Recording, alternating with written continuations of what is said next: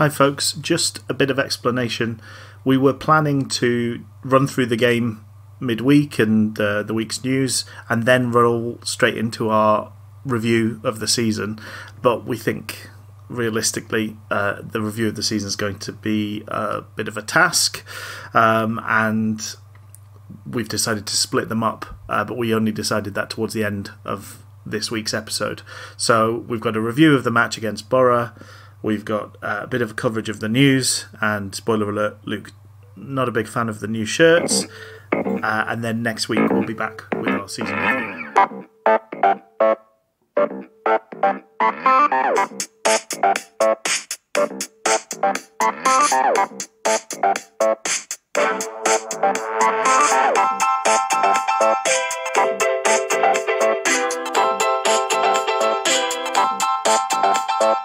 Welcome to Different Gravy, not just another Sheffield Wednesday podcast. I'm one of the hosts, Richard Miller, and my co-host, the Grim Fandango, El Chubacabre, the Beast of Benelux, the brave, bulging, buoyant, clairvoyant himself, Dr. Luke Gledall. How are you doing today, Luke? I'm very good. How about yourself, Rich? I'm all right. Yes, I'm. We have reached the end of the enormously long 2019-2020 season. Like many a Wednesday fan, I'm sure, I am pleased to have put this particular one to bed, although unfortunately, typical of this stupid season, it's still not really quite finished because we don't know whether, they're going to roll out of the bed and still have some weird afterlife in terms of, what's still to come in the legal side of things. But, generally okay. Generally pleased that we've reached the end of this road, or at least have the end in sight. But how are you? I'm not bad. Do you want to hear my intro for you, since this is probably like a signing off of the season? Oh, go on. Welcome to Different Gravy, not just another Sheffield Wednesday podcast. I'm one of your co-hosts, Dr. Luke Gledall, and joining me as ever is a man who, yes, just like Adama Traore, he doesn't work out to look like that either. It's Richard Miller. Very good. Thank you. It's true, Traore doesn't lift weights to look like that, to look that stacked, but neither does Richie Miller. No, I'll let you in on a little clue. I don't lift weights at all. It just happens. It's just au naturel, c'est magnifique. There's a lot to get into, I think. So maybe we should sort of motor along into well. There's a lot to get into. Whether we want to get into it or not is a different matter. But let's move ourselves along. Breaking hoo-hoos. So we have a restart date for the season, which we've got 12th of September as the restart date. So we know when things are going to be coming, back online. We know how long the break between competitive games is going to be, and I suppose we also know officially when the bell is going to toll in terms of the start of silly season for transfer rumours and stories of that ilk. Those clickbait headlines you love so much, Luke. Yes, the ones where, we asked, Wednesday fans are up in arms about this person, including, I was wondering as well, Rich, I think I might have mentioned this to you, whether we might see kind of a move on from that. Maybe it might evolve to, we ask 6 Sheffield Wednesday chatbots who they should sign in the summer, and they won't pass the Turing test because they all mention Chris Sedgwick. Oh, good old cement leg Sedgwick. The Yorkshire Express himself. The Yorkshire Express. The mind was willing, the body was not, unfortunately. You just get him to one of those old-timey heritage parks, and then he'll really let rip. By the time it takes you to take out his pocket watch, he's gone at least 2 meters. Was he all right? Was he that bad? I think he still had a touch of quality about him. I think his deliveries were still pretty decent, but his legs had gone by the time he was with us. Turning was really difficult, and I know it's really offensive to talk about all this news and juicy, amazing, delicious news we have on our plate, but maybe we just go back in time and just take a look at who was better. Was it Gary Teal or was it Chris Sedgwick? I thought Teal was all right. I remember crafting an argument with you that actually he was a bit more disliked than maybe he should be. But that's such a mild opinion. I think marginally, yes, probably let down by the cohort of players that he was part of, Teal. He still looked like he had a decent amount left in him by and large. He still was quite quick when he got to us. I think not too much comparison in terms of Cedric and Teal in terms of how much they still had left in the tank. Teal was more that I think it got to a stage where he just stopped bothering, which, given the manager and the team he was playing in at the time, maybe was fairly acceptable. It did feel a little bit like we were getting I've completely forgotten the term for what I referred to Kieran Lee as, but in terms of going and buying a car, in terms of buying the number of cars, we were getting some late mileage Honda Civics and Toyota Corollas in their place in those two, didn't we, really? Yeah, something like that, something along those lines. So all of this very relevant to the new the next season, which is coming up. I mean, we're tantalised by the prospect of more of that good old Sheffield Wednesday football. After the week we've had, after the months we've had. So one of the things to feed into that, that new excitement, we had the kits unveiled. Some teams played these games in their new kits, but at Wednesday, did they really? We've I think so. Who were the offending teams? Well, I know that Chelsea were sporting their new sponsor during their this recent. But again, it's one of the things like player contracts, sponsorship contracts presumably end when the season ends as well. So when a regular mandated God-given season ends. Yeah, and on the fourth day, the Lord said, June the 30th, so shall the season end. And they shall sign for new clubs from July 1st. But yes, but some of them get a loyalty payment for if they were not loyal, my lord. the 1st of July. Everything is made new in my image. This is anticipating a later calendar than is adopted during biblical times. And for these will be known as biblical times, for it is time of the Bible. Don't worry about that whole BC thing. You'll get it later. It's one of my best callbacks. So saith the Lord. Before Christmas. And that's all. Christmas. Yeah, I mean, we're borrowing from different books there. Leviticus, Numbers. Don't try and find those verses. Me and Luke, lauded scholars in biblical works. We can just dip in, pull from different sources. We like to tell the Bible in a narrative sense, and therefore ignore the individual chapters and verses. So don't try and find that as a quote. You'll leave sorely disappointed. So we've got some new shirts. We've gone for blue and white stripes for the home shirt, which is controversial. And then a kind of black and white Marley sort of thing. It is a bit, isn't it? Bloody Marley thing for the away kit. We're going to be sponsored by... Do you guys have that? Is it called Marley Mood? It's a Bob Marley endorsed tea that chills you out. I don't think we do. I'm not a tea aficionado, so it may well be here, but I'm not aware of it. It's kind of like a canned iced tea kind of equivalent, because obviously like the Marley name has been, given to a whole bunch of, ways and devices to make money, including, a very poor set of headphones and earphones. But it feels of that ilk, doesn't it? Weirdly, that's what you were saying, right? I wasn't really meaning. Are we not making the same reference? Are you making a completely different reference to what I was picking up? Yeah, a marl is a marl. It's like a combination of two colours. Generally, it's sort of grey. Your kind of classic, kind of college or like sweatpants, sweatshirt combo. That's probably like a light grey marl. Okay. It's kind of blotchy. It's not about Julian Berner being a man within Nazi times who maybe just had a Bob Marley poster on his wall. Why would it have to be Nazi times? completely unnecessary detail. I'm only picking out Burner because he's wearing it. He's the, Deep in the midst of the Third Reich. He likes Bob Marley, though. and he's a time traveler as well. So he's specifically taken the work of Bob Marley and the poster into the past. He's done a Good Night, Sweetheart. That's what he's done. He's bringing peace and love, one barmaid at a time, to war-torn Germany.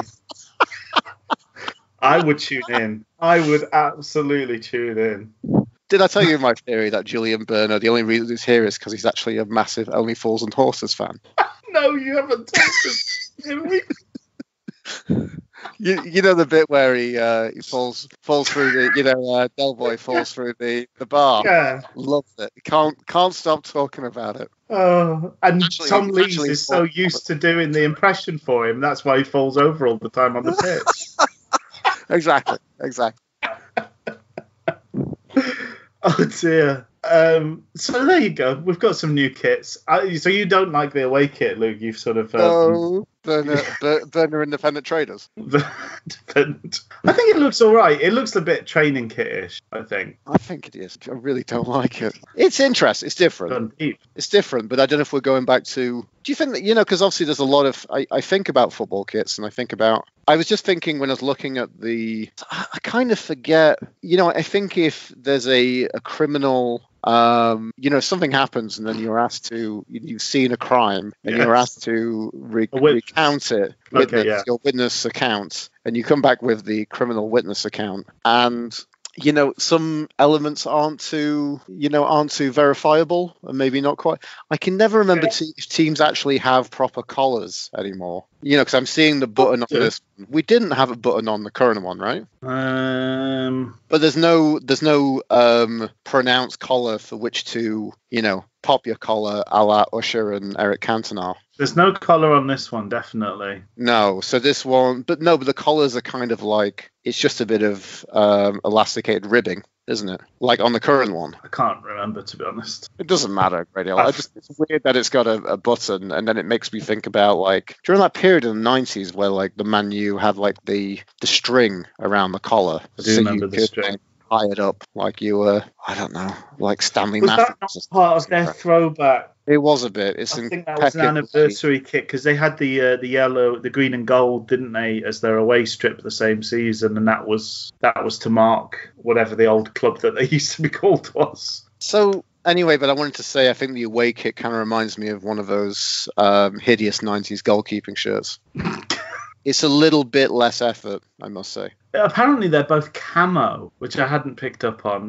They've both got camo effect in them. But it's camo effect, but not camo. I don't know what they're camouflaged from. Maybe they can do some, I don't know. In the away one, you can maybe do some like you can maybe do some military drills in the bushes or something. I don't know. I mean, that is actually looks like it's almost camouflage, right? Yeah, just looks a bit blotchy. It is a bit blotchy. Do you find it funny, the general artwork of these kits releases? It's strange, but then so this is all in house now, isn't it? Like this is on Photoshop, basically. Elevate is not it's like a kind of home base. It's not a company that makes kits for anybody else, is it? No, and they don't make energy drinks for anybody. No. Anyway, so there we go. The kits. We've got kits. That's one thing we know about next season. We've got kits and Jordan Rhodes. So we'll be fine. So a sort of strange position to be in terms of how our podcast normally falls. We normally sort of go deep on the weekend's game and give a bit more of a kind of cursory look at midweek games as they come. But this week is a bit different because the season ended on a Wednesday night, so that the Premier League could have the weekend to themselves, presumably. So the big game that we want to discuss happened midweek. So we'll sort of talk through that, but then we're going to look at the season as a whole and maybe look a bit to the future as well. But so the game in midweek, the lineup really, by and large, kind of what the best team we had available out, apart from one One change, would you say? I guess so. Yeah. I mean, the inclusion of Shaw was pretty staggering, right? It did seem pretty surprising. It was very much out of the blue. But then do you also think that? I mean, we also have like a dimension of like, so you said the best team available, with the exception of that kind of place. But then it was an idea of putting forward. We're also like not playing. There's a lot of people we're playing who are outside of form, right? Like you're not playing people on the merit of form, really. You're playing the merit of the fact that they're fit, really, and on paper they're the best player in that position. Yeah, I just thought by and large, I mean, most places in the team we've only got one choice. So yeah, goalkeeper, who knows what's going on there? We talked a lot about that last week. There's probably still some time to talk about it this week. But you know, it's a pick-em, and they're all much of a muchness. You know, you'd go for the old guy that was dropped because of bad form, the young guy that was dropped because of bad form, or the guy that's in such bad form that you're looking at the other two and wondering if they'll do better. So goalkeeper, that's your choices. Joy of joys. Whoever you pick, it's a loser for everybody. But I thought putting Murphy back in at right wing back, it seems to be his best position for us. He's been the best player since the restart. He's maybe been the best player all of 2020. So good to have him back. Good to have him back in the position where he's flourished. The defence kind of picks itself. When Burner's out injured, it has to be these three, and it was the most sensible arrangement of these three, I think. Harris picks himself at left full back because Adam Reach apparently doesn't care about Sheffield Wednesday anymore, or football, or life. I don't know how far the depths of his despair go, but at the moment he's barely worth putting on a football pitch. Bannon picks himself. It's Luongo or Lee, and Luongo's looked knackered, so it's nice that Kieran Lee was back fit and available. Shaw was a surprise choice. Mm-hmm. And then up top, you've got, we went for the two big men, and I think mainly because it worked so well, we absolutely battered Middlesbrough at their place with two big men, so why not try and repeat the trick? I mean, we know Gary Monk, that's what he likes to do. It worked last time, why change it? So we had Ati Nuhiu and Wickham up front. I suppose it is contentious to say it's the best team, but I just thought when the team sheet came out, I was like, yeah, I don't really have any quibbles with anybody apart from maybe Shaw, and I thought Shaw equipped himself fairly well on his first start for the team. Yeah, I'd agree with that. I mean, obviously, like Burner was completely missed out. Was that like a niggle or an injury? I think there was some articles saying his wife. The reason why? Sorry. Yes, his wife was about to go into labour, so he was back in Germany. Oh, really? Yeah. Okay. Popping out another little smiler. I don't know. So I guess the interesting thing with all of this is because this isn't our kind of final kind of assessment of the Wednesday season. It's all, which I think is a bit apt because it's just such a damp kind of game for a damp situation of a damp part of the season. It's the dampest part of the damp carpet. And someone's made it into their toilet. Yes, exactly. That's exactly where I was going with that one, Rich. So, I mean, I guess there's a bit of a question about the back three. Like, I mean, I would probably go with Palmer, Burner, Iorfa for the three. You know, I probably would have seen Lee's miss out there. So while I've kind of made a lot of notes, but I'll kind of skirt over them and kind of give like a bit of maybe we can pick out the themes and the summaries of this game. I don't think we need to skip over things if you want to, you know. No, it doesn't kind of feel right. But one of the kind of themes I want to pick up on is like individually the defense were all right, but collectively they weren't. Did you see that? Did you see things that way? I don't know, because I think that they had all of them had a lot of opportunities to influence the game. The ball sat with them quite a lot, and I don't remember any of them making particularly good use of the ball when they had it at their feet. It was very poor quality as a game all round, but we were heavy contributors to why it was so poor. I don't remember them doing anything particularly good, but similarly, as you say, outside of the big moments, I don't remember them doing terrible things either. But I just kept waiting on Assombalonga and Fletcher to combine. And well, interestingly enough, actually, they had I'd probably say Palmer had some less kind of starring moments. Actually, maybe the mild irony is actually they were actually Iorfa and Lees are quite good attacking wise. Lees, who should have had a goal had it not been for Shaw getting in the way. Which one was that? I remember his header late on. Was that the same chance, or was it another chance that he missed? Oh, he wasn't able to take up. I did seem to make a note about it.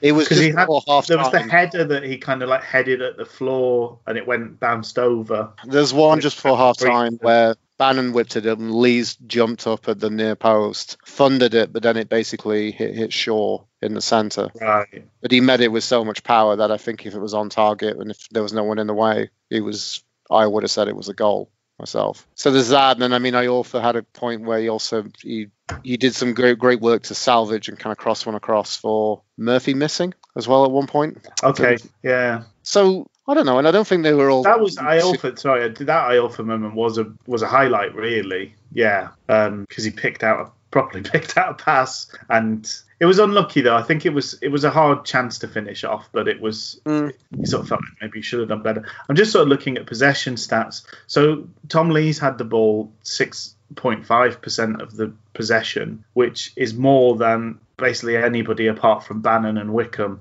No, more than Wickham, in fact. So he had the ball more than anybody other than Bannon. And I don't remember him picking a pass ever. Well, he gets so many opportunities on the ball, and he hands possession away over and over and over again. I'm just sort of fed up with how rubbish he is, and it lets us down. He had pretty much the worst pass success rate out of the whole team as well. So.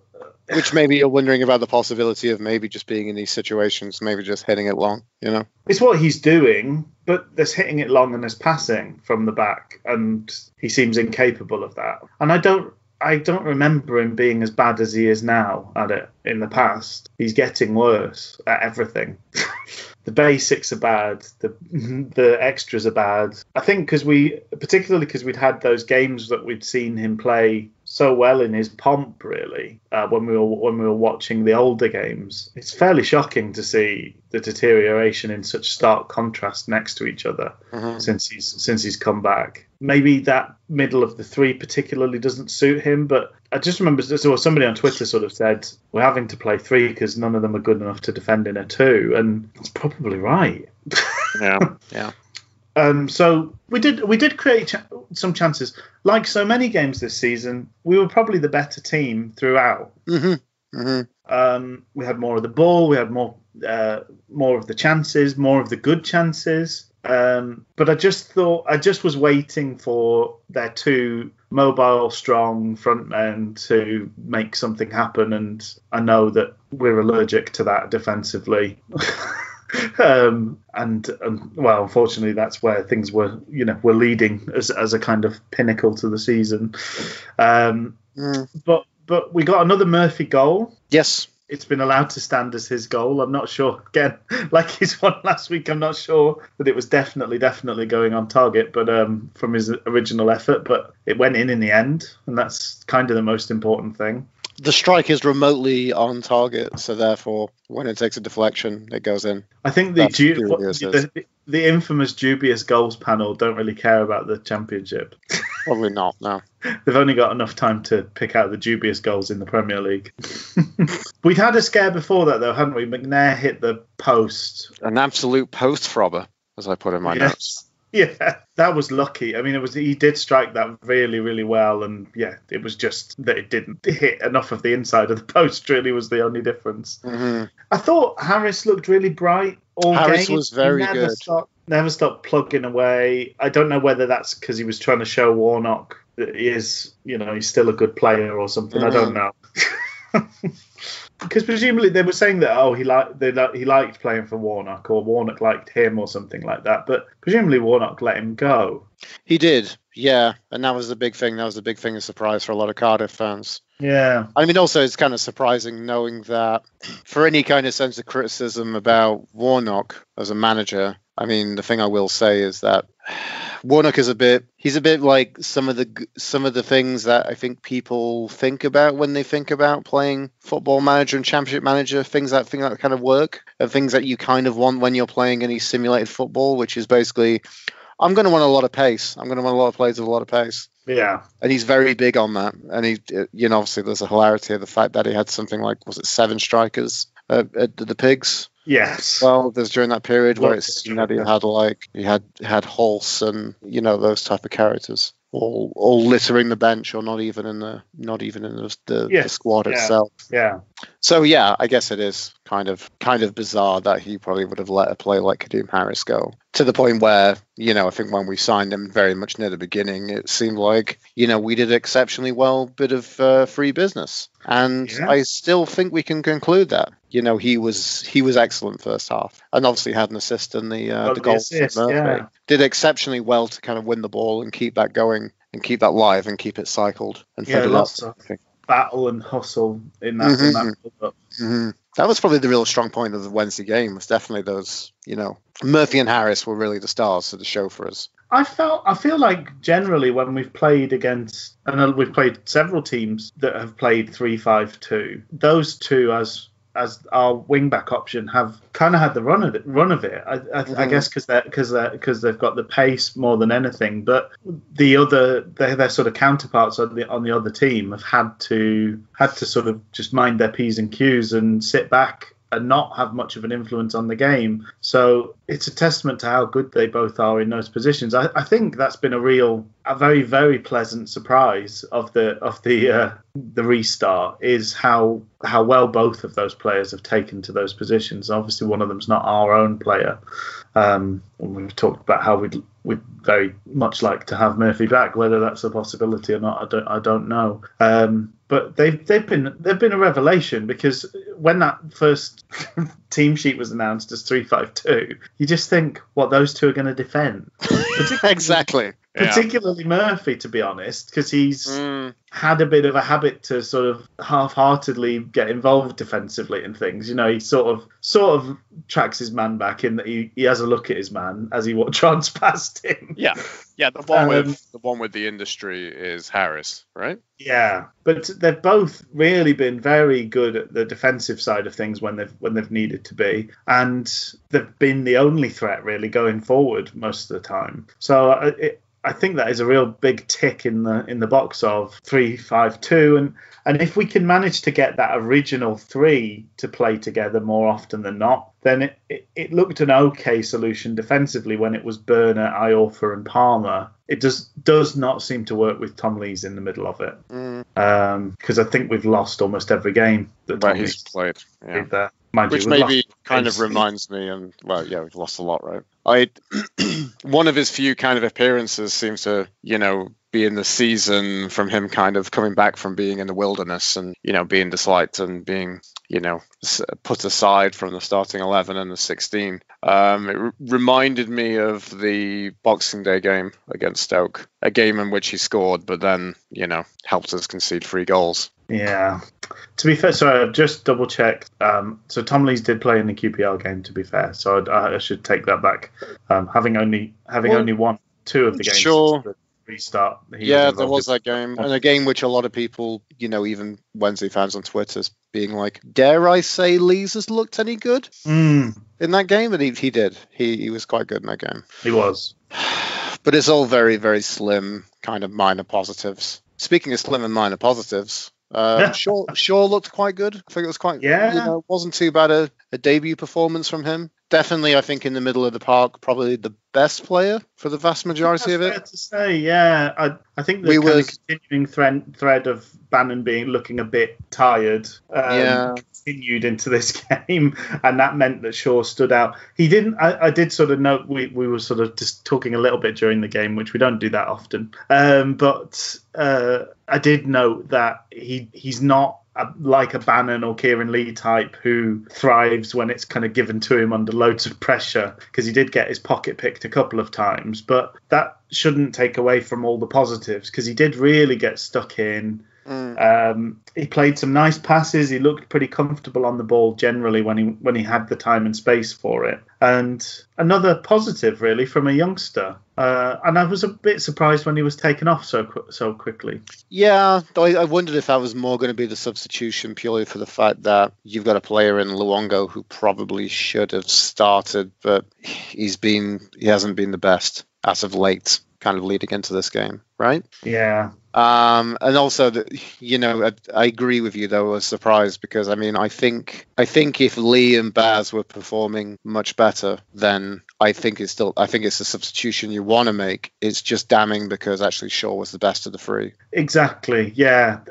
I think particularly Kieran Lee had disappeared from the game. Yeah. He had his usual kind of bright start, but he doesn't look like he's got much more than half an hour in him of like really being on it. I know he's there and he's around, but he doesn't seem to get involved in the game too much after a certain point at the moment. And whether that's probably, it's probably understandable given that he's not played that much football and he's... and then, you've also... At this stage. We've also highlighted the fact that, as you've noted, how tired Bannon is at the end of the season. He did do some good stuff, but a lot of blame has to be put in that pass, which basically gave away the goal, I'm going to say. Yeah, and before that, there was a really nice break where I can't remember which striker it was had kind of got free of a man in the box. Kieran Lee was inside of the fullback, and there was also a shot on for Bannon. And out of the three very, very good options that could have resulted in a goal, he passed straight to the nearest centre-back. And I just thought that it just felt so indicative of the way we've been playing recently. But also it just shows, I think, that he's just a little step off it mentally at the moment, because it's just the sort of situation he loves. He would normally love threading a little ball through to Kieran Lee in that position. That kind of inside pass would have been perfect because it then gives Lee the chance to shoot or cross pretty much freely because no defenders were going to want to touch him. But it was disappointing that he kind of didn't really pick an option and ended up handing away possession. But it got worse when, for their goal, he sort of blindly flicked it about 20 yards behind him into the middle of the pitch. I don't know what was going through his mind. It's not the sort of thing you see many professional footballers do. But we went from being fairly comfortable in an offensive shape to having, I think, pretty much the same number of Boro players in our boxes, in our half, as we had Wednesday players, and they had possession in a good area. And well, they made hay, really. They took the goal very well. I think there were opportunities for defenders to maybe have an influence in it, but Kieran Lee couldn't catch. I think it was Fletcher who provided the cross. No, it wasn't Fletcher, sorry. McNair? Tavernier, apparently. Really? McNair scored, but Tavernier was the player that broke away from Kieran Lee and got the cross in. All right. Or Tavernier. Tavernier. Is he related to... He is. Right. Formerly a Wednesday player. Mm-hmm. He's now the king of Ibrox. King of Ibrox. He's Rangers captain. I missed the ceremony for that one. I do just find it odd that he's such an important player for them. It is interesting. He was never a bad player, but someone who you'd probably think would probably maybe have a steady kind of second, third tier career, Which may be, but I really don't know how good the SPL is at the moment, to be honest. No. But it's another... I just don't know how many goals do we concede where our whole defence is in the 6-yard box and they can play a pass to anybody that's outside of that group of players. It just felt like, well, to borrow another cliche that we've used so many times, it was Groundhog Day again. You can't have everybody run away to the goal and stand on the goal line. That's not good defending. You've got to kind of spread out and pick up men. You've got to have some modicum of organisation. Mm-hmm. You can't all just sprint back to the goal as quickly as possible. Some people need to do that. That's a basic part of defending. But if you all do it, then they're left with too many options to score. But basically, to cover the run of Fletcher, we let McNair have his choice of places to stand in the box and time to pick out his shot, and he took it very well. Didn't hit the post this time. He slotted it home. And as you say, we'd been the better team. It was pretty frustrating. We'd kind of handed away possession under no real pressure. and suddenly we're now drawing a game that we should have been winning comfortably. And Boro spent most of the second half just sat watching us, and we looked all right till we got to their final third, and didn't produce anything of any note or quality. No, it was I was going to say it was a pretty bad day all round for all of the strikers who were on the pitch. I feel like maybe you and me might disagree about this. I felt you could probably see in the first half a bit more quality from Wickham, but Wickham did fade off pretty heavily in that second half. I don't think either of them, Wickham or Nuyu, had much influence in the game. No. But then, not to sound like a broken record, neither of those guys are particularly mobile. So if you're going to get the ball, if you're going to fling the ball forward, it's got to be near them to give them half a chance. They're not Stephen Fletcher. They're not going to go and bound across a third of the pitch and pick up the ball still. They need it to their chest, to their heads. Ideally, I mean, if you can pick out a pass to their feet, woof, can you imagine? They need proper. They don't need it down the channels. They're not going to run the channels. They don't need it mile the other half of the pitch from where they're stood. They need it to them, and they will win their headers if they get the chance. They will make space and make opportunities for other players in our attack if they're given that chance. But they just weren't. They weren't given the chance too often. And we've seen the fullbacks or the wing backs passing to each other a lot in the last couple of games. It's been a bit of a feature, and it's been quite a good thing generally, partly because Murphy's looking our most dangerous player all the time. But that again means we're not getting it into the box early. We're not giving the big strikers the chance to go win their headers from crosses. We're running across the front of their defence and passing it to another wide player who runs across the front of their defence. Neither of those things. Why have you got 2 6-foot+ guys on the pitch to not play to them in any way? It doesn't make sense. We would have been much better having Windass or De Cruz on if we set out to play the way we played. Why not have a quicker guy there? Windass would have made a huge difference to either Wickham or Nuyu. Both big men would have had a better game with Windass breaking, making spaces. I think probably both the wing backs would have had a better game as well. More chances to put the ball in, more spaces to work in. But having two big and mobile front men, missing them and then not crossing to them, it just belies belief, really. I mean, you say it belies belief, but unfortunately we can believe it because we see a lot of it, right? Yeah. We see a lot of mediocre football. Oh, yeah. We've done a whole podcast where the whole season's been, the majority of the season's been pretty mediocre. So, yeah. This accursed season. So I can't remember how early on in the second half I text you, Luke, to just say, we're going to lose this. It's going to be an error. Was it 65 minutes, something like that? I think it was something like that. I thought I was trying to be the eternal optimist. I genuinely didn't see the thing coming. Not that it really surprised me when we conceded the second goal at the death of the game. But I don't know. I still felt that but obviously from the play, we did look like the team who looked like it was going to do something in the game. We had all the possession. I don't remember us having many chances. I just thought we looked completely tame and toothless. They weren't worried about us. They could have played another hour and we still wouldn't have got near them. We looked so out of ideas and we were committing more and more people forward. And so, Rich, question I want to put to you is, as another theme from this game, which kind of sums up the season as well, is the very distinct lack of conviction in Wednesday's play. So distinctly naive and powder puff. Do you think the players after the game should have done a BuzzFeed quiz to find out which powder puff girl they were? I think they should have. I hope they were doing that on the. Do you think Tom Lees is more of a Blossom or a Bubbles man? I don't know which one that is, but I think he could fully embody the role of any of the Powerpuff or Powder Puff girls. I think it's a role he's been born to play.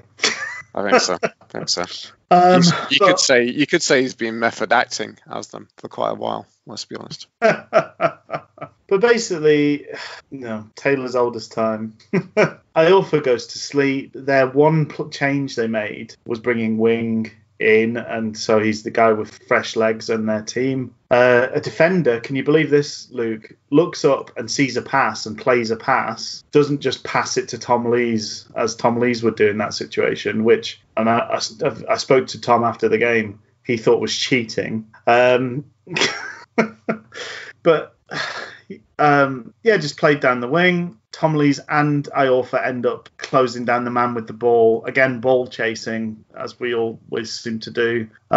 Leaving nobody in the middle. Bannon hares back to try and do something about it. Massively overcommits, which lets Assombalonga take a big, luxurious turn in the box, hit a pretty tame mid-height effort that Joe Wildsmith threw into his own goal. Joy of joys. What a season. What a feeling. Da, da, da, da, da.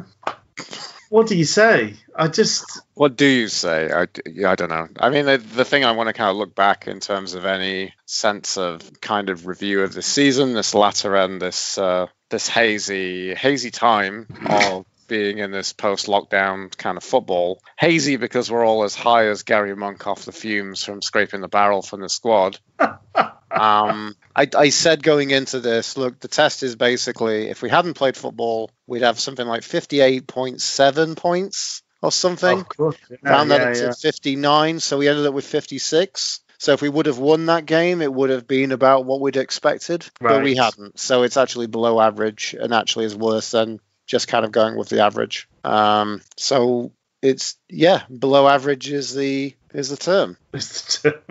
Did you, actually coming into this, Rich, I don't think there's anything else to really talk about with the game. Basically, I think we've kind of summed up most of it. I thought everybody was kind of all right. Yeah, again, anonymous criminals from, last episode is probably another theme. The wing-backs were good. Shaw was all right. Everyone else in midfield, including Luongo. Luongo was very disappointing, I must say, when he came on. He's been not entirely sure what's going on there, but he's not looked. I don't know if it's a lack of sharpness. I don't know if it's just playing in this environment. He's looking very deflated. He's always, even his first sort of games for us, although I think he arrived injured, didn't he? He did, yeah.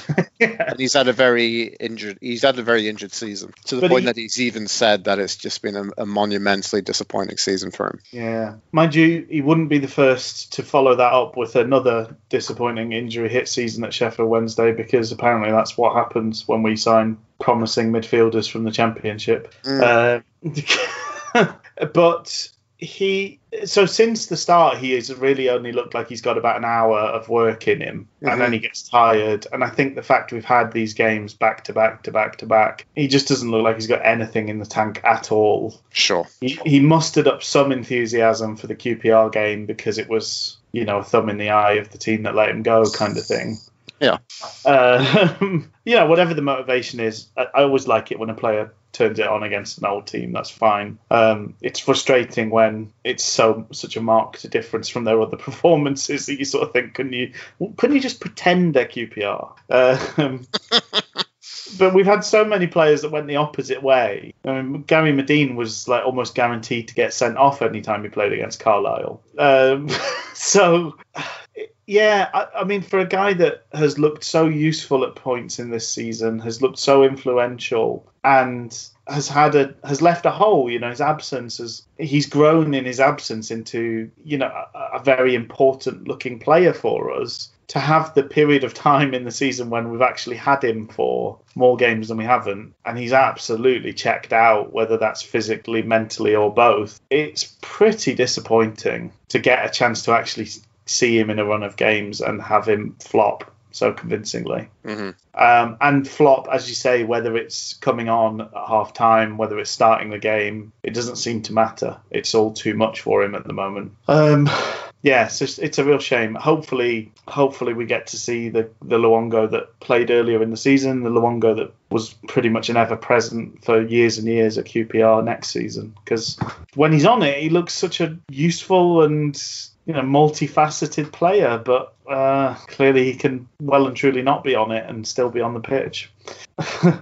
So I think what we'll do is we'll have another episode next week where we'll pick up on any breaking news. Hopefully we've got some more insight into what's happening with this blooming EFL charge and who's getting points deductions, who's not. One thing I'd like to say, Rich, is that really the thing that we can really say is it's all to play for in the courtroom.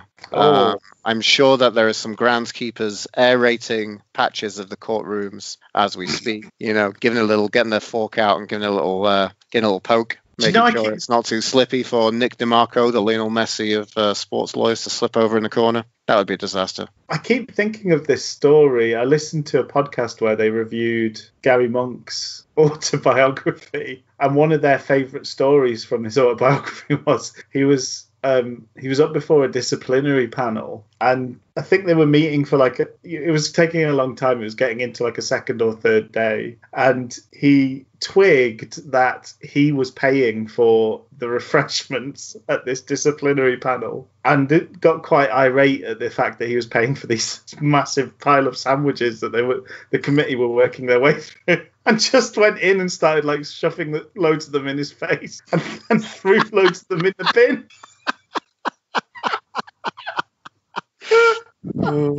They're my sandwiches, I'm paying for them. I'm just wondering at what stage are we going to send Gary down to to speed along proceedings with the EFL. Those sandwich munching bastards. Oh dear. But there's got to be, at some point, we need to know, don't we? I think August 4th is the official, that's when the meeting is where they officially end the season and clubs get moved around and things like that. So if we don't have a decision by then, it can't be applied to this season, I believe. And we're not far off that date. So I don't want to be too hopeful, but it feels like probably it won't affect this year for us at the very least. So hopefully we'll know a bit more. But in terms of so we'll look at a review of the season, and we'll leave things here for now. Does that feel all right, Luke? That feels beautiful. Does the end of this episode feel a bit more satisfying than the end of the season felt? Yes. I mean, it wouldn't have been hard. It does. No, but let's be honest. Yeah, but look after yourself, folks, and we'll talk to you again next week. Sounds good. See you, everybody.